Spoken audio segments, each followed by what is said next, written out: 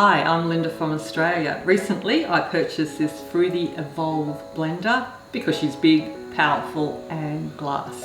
I really like glass. You don't get that milky look that you get with plastic. And this is a large capacity glass jug. It also has a heating jug, but I'm not looking at that one today. I just thought I'd show you how I make hummus in a large batch in this fantastic, powerful Froothie as opposed to using the smaller blender. So I hope you like this short overview of what the Froothie Evolve can do with making hummus.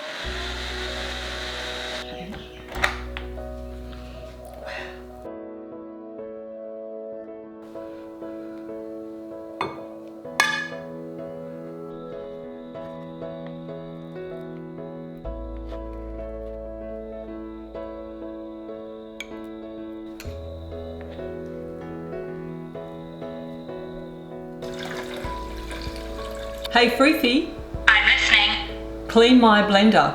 Starting the automatic cleanup function for you now. Please wait.